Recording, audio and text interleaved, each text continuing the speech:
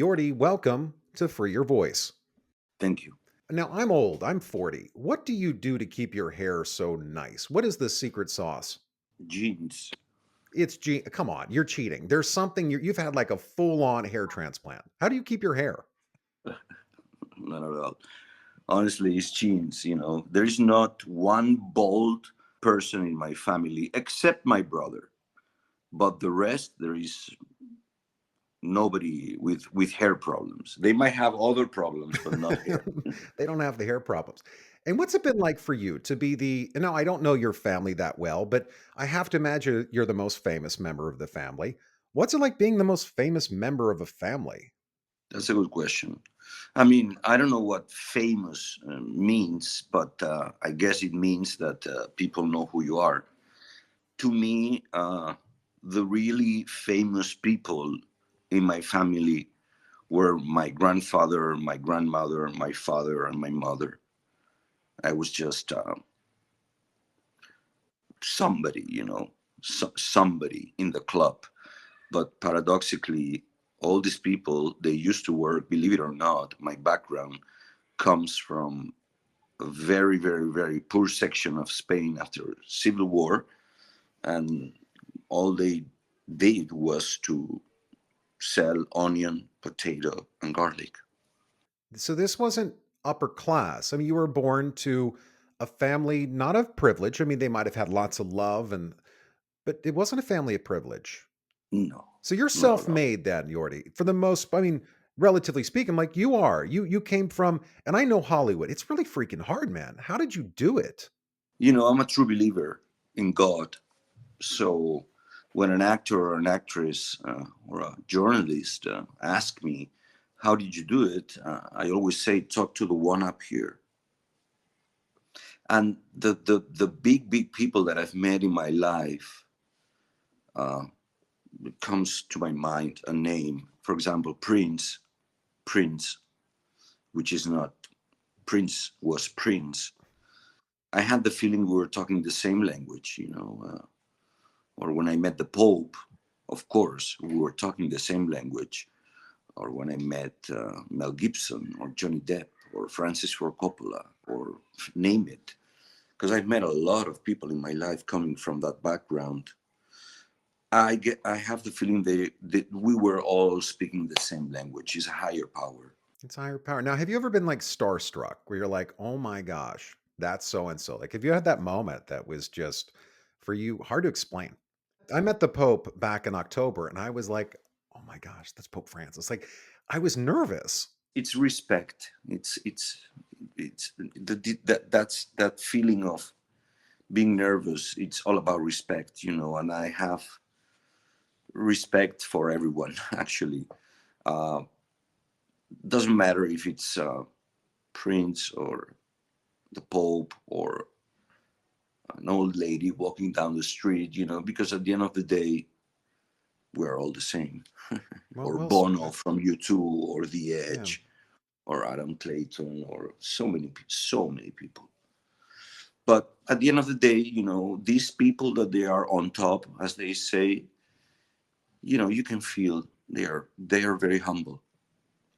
Even Prince. It's interesting you say that because there are, as I've met a number of these well known figures, they look you in the eye, they ask really good questions. And they're curious. They look at every word because I have come to conclude that success tends to leave these clues. So, talk about work ethic, Jordy. Like, what kind of hours, as you're preparing for a film, like what do you have to put in? Do you have like one of these super brains you can just remember it after reading it once, or you like have to go over your lines like 1,000 times? Yeah, a million times, and every fraction of a second you feel like you're jumping from an airplane without a parachute. You're going all in.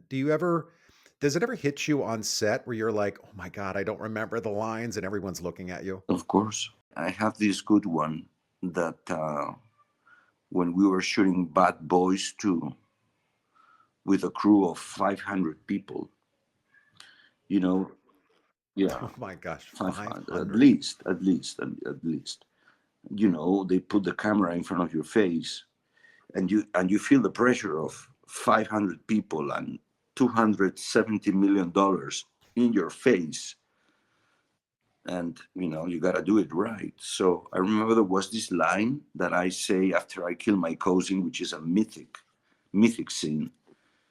It's a cult scene. I kill my cousin in the movie, and then I say, any more rats I can kill in this nest. And then I was so nervous that I said something like, any more nests I can rat in this kill. So You yeah, butchered it. I destroyed the line. And I remember I went on my knees, totally ashamed, because I made a disaster. But at the end, the movie made like probably $2 billion. It made a couple. Now you're big on impact, though, Yordi. I've been stalking you in a good way on Google and some other social platforms. You're very big on giving back and helping others. Does this make you feel good? Is that your definition of like success? Yes, also, you know, and it happens to me every day, Dustin. I mean, if you want something, you have to give something first, whatever it is. Give something, risk. And then since God is watching the whole thing, you will see how miracles starts happening and how things come back to you, at any level, not and with love, it's like, okay, you show love for a person, and that person doesn't feel the love that you're giving. So maybe one day the person feels the love, and then there is a love story, as they say. And then some people break the love story, and I'm like, why you break the love story? But they just run towards another direction, and then one day they realize that I gave love, and then they want to come back to the love story, but that's too late. Have you ever been married?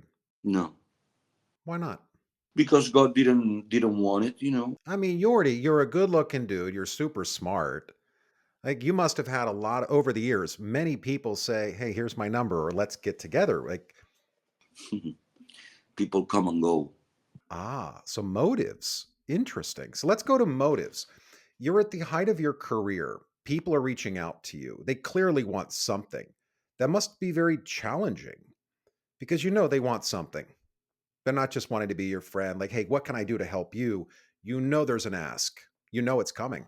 Yeah, well, the only solution is to protect yourself, and as you say, to be very, very grounded, and very realistic, and see the situations as they are, and not as you would like them to be. So of course there is plenty of people, and always have been, men and women, trying to approach me, but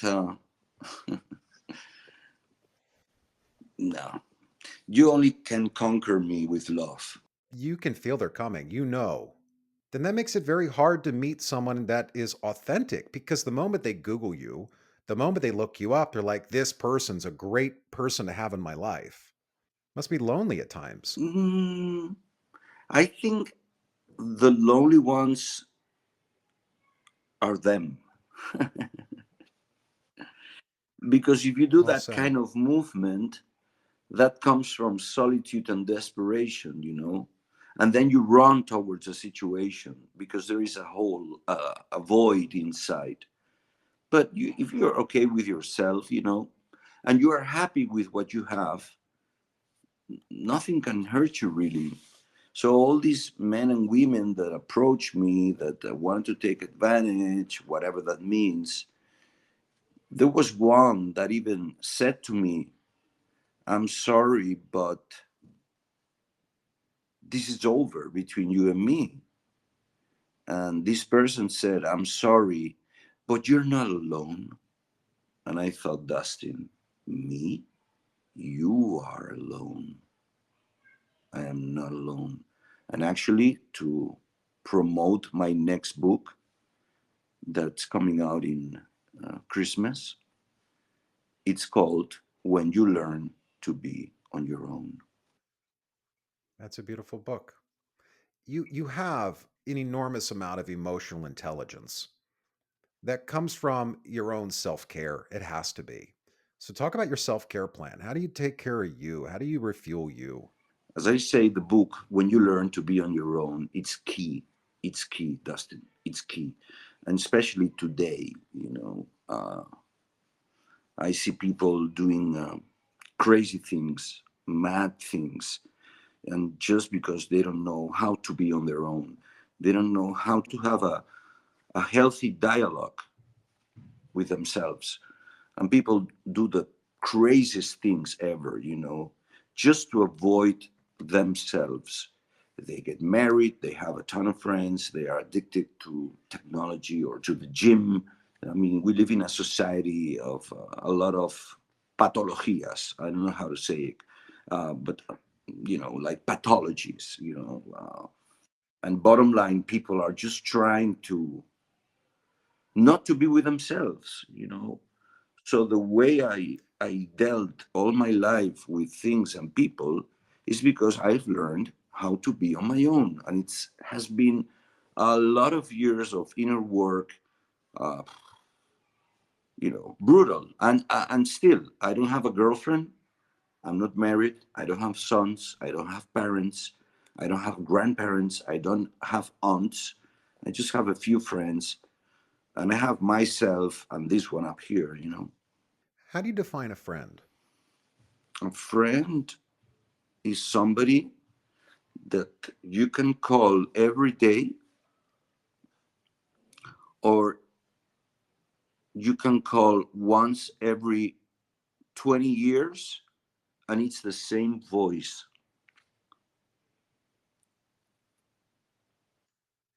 Mm, It's the same one.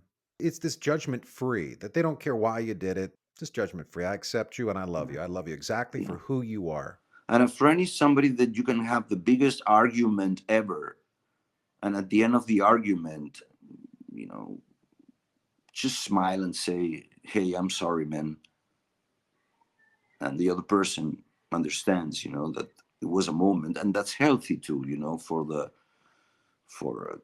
to grow this sense of friendship. Do you think that Mick Jagger and Keith Richards, they don't hate each other? Of course they hate each other. They hate each other to the extreme, but that's also a friendship, and they've been being the Rolling Stones since they are 16 years old. Or Bono and The Edge. Well, Bono and The Edge is a different story, but Bono and Adam Clayton. I mean, you know, I mean, of course they. there are days where they hate each other, but that's healthy too. I mean, and that's a sense of maturity and being adults, and knowing what the important thing is. And in this case, as we're talking, it's the message of Rolling Stones or the message of U2. The message is the important thing. Writing and painting. What is it about those two that free you? Well, Dustin, if they were only those two, I do so many things that people don't even know. But I had an explosion, like a big bang situation, when I was 24, and I found myself, because that's the definition. I found myself being an actor, directing, writing, producing, painting. It was a big bang. It was a big bang.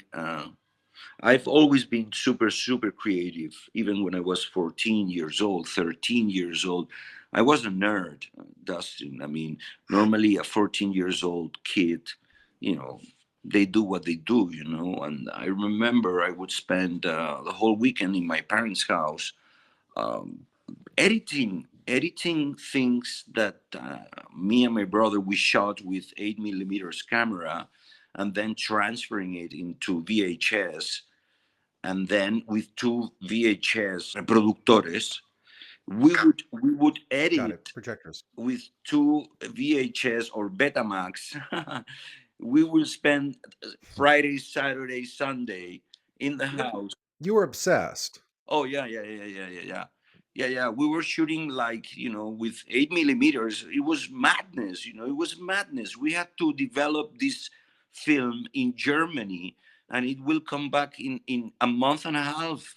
And we were shooting like Star Wars kind of thing, frame by frame, and moving a spaceship like frame by frame by frame.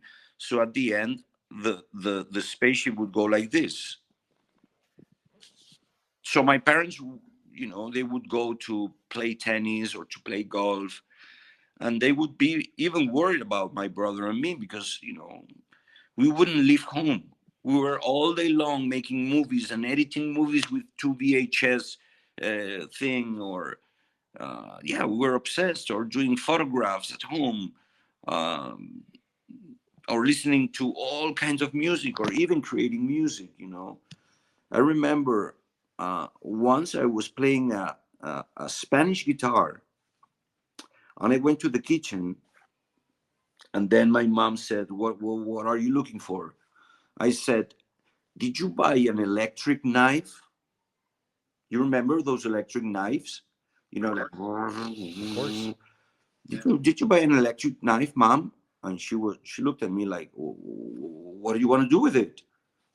"I want to play the guitar with it." So I went with my Spanish guitar, acoustic guitar, and I started going like this with the electric knife, and to record all the crazy noises that the guitar would create with the electric knife. So, and I was 15 years old, so nothing new for me. So just always creating. You just have these ideas and you got to get them out of your head. Yes. That's a beautiful thing though, Yordi, because there are many people where the ideas are easy. Ideas are free. I mean, everyone has ideas. Execution's hard. It's hard to take it out, but you make it look like it's easy. Like just take the idea out and start to draw, start to build, start to create, start to. So is that the first step? How does your process begin? It's a compulsion.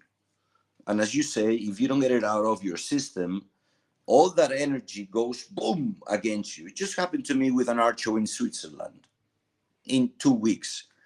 I painted 19 paintings, pretty big, and then they canceled the show. That happened on Oh, Thursday. And all that energy heartbreak. is going against me. So it's not the first time. It's okay, but I need really to get it out. And if you see this, all of these are ideas in my table now. All of these are Wow. ideas, Dustin. You're All all from from your my head. head, people that I have to call, the follow up, the ideas, the agenda, everything. But that was your calling. And I think what's interesting is someone would see that, or someone who watches this will think, how could he? I go, but this is what you've been called to do. It's your purpose. And today, Dustin, I do believe that young people,